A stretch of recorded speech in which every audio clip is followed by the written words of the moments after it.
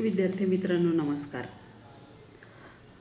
Compulsory English या विषयाची आपली भीती म्हणा किंवा अडचण म्हणा ही लक्षात घेता मी असं ठरवलं आहे की दिलीप चित्रे यांची फादर रिटर्निंग होम ही जी कविता आपल्याला पदवीच्या द्वितीय वर्षाच्या तिसऱ्या सत्रासाठी स्वामी रामानंद तीर्थ मराठवाडा विद्यापीठानं निहित केलेली आहे, प्रिस्क्राईब केलेली आहे, त्या कवितेचा एक स्वैर मराठी अनुवाद आपल्यासाठी इथे ठेवावा, जेणेकरून ती कविता मराठीमध्ये आपल्याला समजून घेता येईल आणि मग इंग्रजी भाषेमध्ये समजून घेणं थोडं सोपं होईल.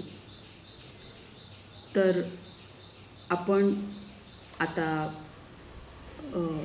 अनुवादित कविता वाचूया. Father returning home by Dilip Chitre. वडील घरी परतताना. दिलीप चित्रे. माझे वडील उशिरा सायंकाळच्या रेल्वेनं प्रवास करतात. पिवळसर प्रकाशात शांत प्रवाशांच्या गर्दीत उभं राहून त्यांच्या न पाहणाऱ्या डोळ्यांपुढून उपनगरं मागे पडत जातात.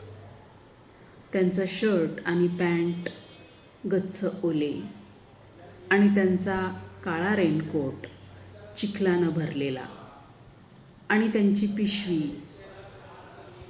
पुस्तकांनी कोंबून भरलेली. वाढत्या वडील माझे कोसळत आहेत, क्षीण होत आहेत. वाढत्या वयानं क्षीण झालेले त्यांचे डोळे विरत जातात घराकडे दमट पावसाळी रात्रीतून. आता मी पाहू शकतो त्यांना रेल्वेतून उतरताना, एका लांब वाक्यातून गाळलेल्या एखाद्या शब्दासारखं. त्या राखाडी प्लॅटफॉर्मवरून ते घाईत जातात, रेल्वे रूळ ओलांडतात, गल्लीत प्रवेश करतात. त्यांच्या चपला चिखलात बरबटलेल्या, पण ते घाईत पुढे जातात, पुन्हा घरी. मी त्यांना पाहतो पातळ चहा पिताना, शिळी चपाती खाताना, पुस्तक वाचताना. चिंतन करण्यासाठी ते टॉयलेटमध्ये जातात.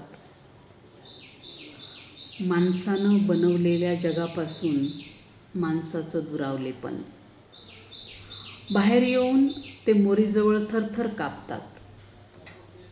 थंड पाणी वाहत राहतं त्यांच्या काळ्या सावळ्या हातांवरून. काही थेंब चिकटून राहतात त्यांच्या मनगटावरच्या पिकलेल्या केसात. त्यांची चिडकी नाराज रागावलेली लेकरं नकार देतात सांगायला विनोद आणि गुपित त्यांना. आता ते झोपायला जातील.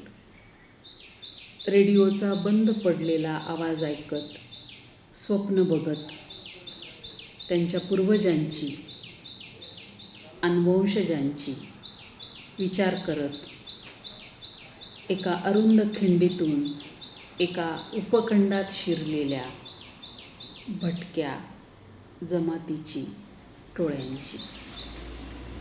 तर मग विद्यार्थी मित्रांनो, यापूर्वीच्या एका व्हिडिओमध्ये मी ही कविता तुमच्यासाठी इंग्रजीमध्ये वाचलेली आहे.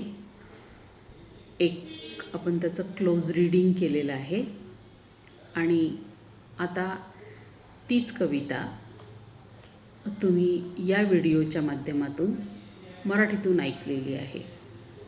आज आपण या दोन्हीही कवितांचा इंग्रजी आणि मराठी भाषेतील आपण ह्या कविता ऐकाव्यात, विचार करावा.